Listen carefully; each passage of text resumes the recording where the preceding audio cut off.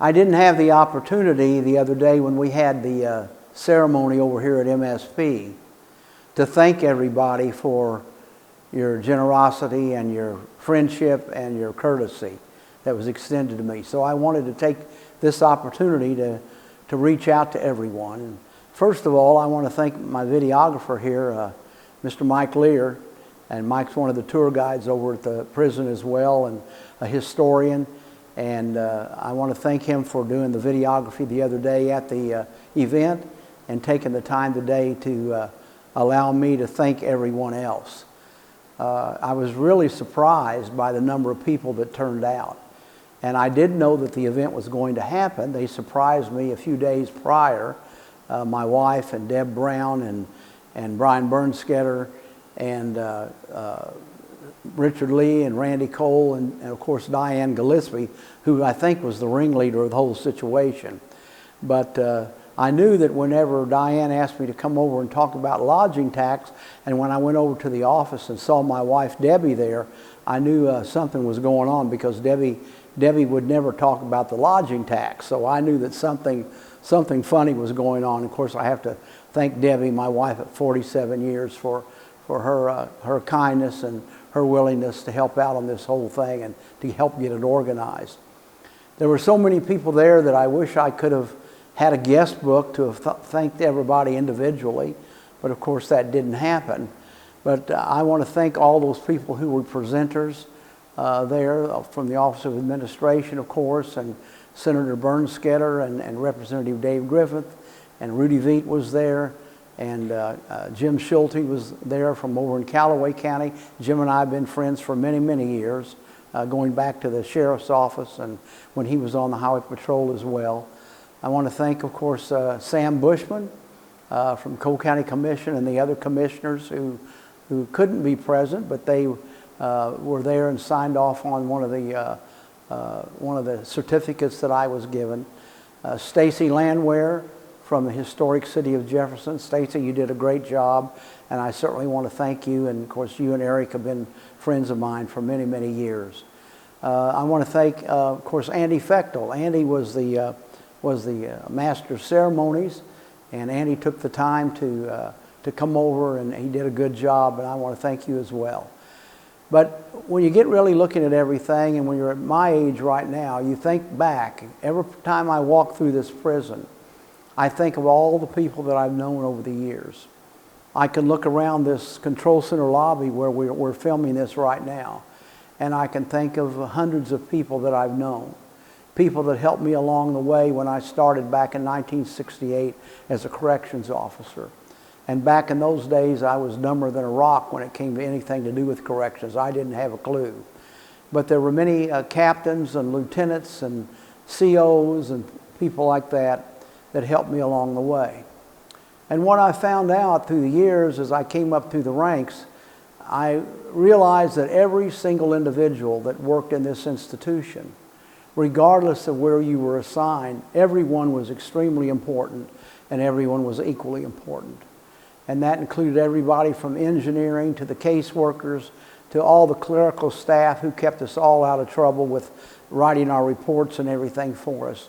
The food service people that fed thousands of meals to both the staff and the inmates every single day, the medical staff, all the parole people, and all of those individuals that did so much in here. And I think about those people all the time. I think about individuals when I worked at the prosecutor's office and the sheriff's office. Sheriff Wyman Basinger, who was my old boss when I was the investigator at the sheriff's office. That's where I met Richard Lee. I was Richard's training officer when he came on board. And Randy Cole and Butch Shipley and some of those guys that have been my lifelong friends. David Shepperly was one of the first ones that I ever met at the sheriff's office. And we were very small. Back in those days, to be honest with you, we owned our own sheriff's cars. The county wasn't a big enough county, a high enough class county to buy cars for us yet. So back at that time, we owned our sheriff's cars. Later, of course, I worked for Jim McHenry, who became a prosecuting attorney and later a circuit judge. And it was through Jim McHenry that I met Deb Brown, and Deb and I became very good friends over the years, and we've done a lot of things together. I miss all those people, and I want to thank everybody from the bottom of my heart. for all the assistance and the help and the friendship that you've given me over the years. And I hope that I've been a friend to you, and I hope that I've helped some people in their careers and corrections as well.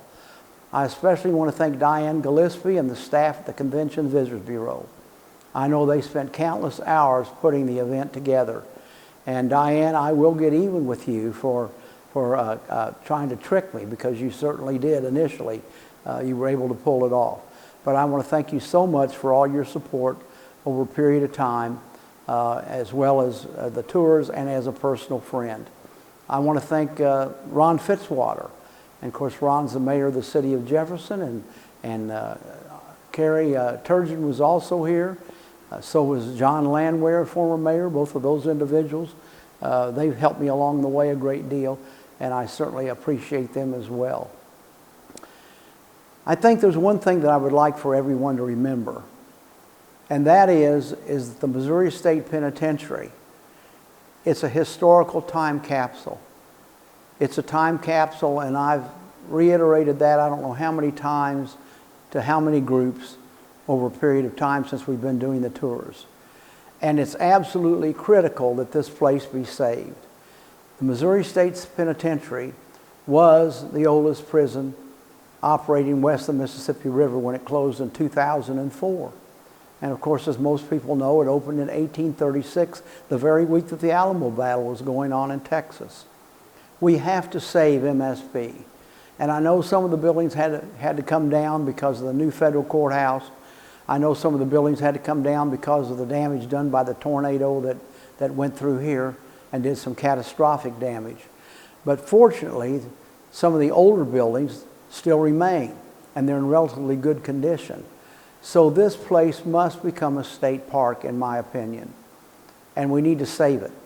You can always look at a photograph. You can always say, this is what was over there. This is what MSP looked like. And we're already doing that in some instances where the buildings have been torn down. But it's absolutely critical and essential that we allow for some of these buildings to remain as well as part of the wall. So when we give tours, we have something to show people, so they can walk and have the feeling of what it was like inside the walls of the old Missouri State Penitentiary. So if I've forgotten anybody in this video, I want to apologize. I'm sorry because of the number of people that were there that I may have forgotten somebody. But I certainly want to thank everyone for their kindness, their support, and their friendship over the years. And contact me anytime if you want to know something about MSP. And I may just tell you if you have a question. I don't know, but we'll try to find out the answer. As I told Diane and some of them the other day, and Richard Lee, it was really kind of interesting because I came to the party and it was almost like I came to my own wake. And of course, as Yogi Berra once said, you want to go to your friends' funerals because if you don't, they won't come to yours. So thank you very much, and may God bless every one of you. Thank you.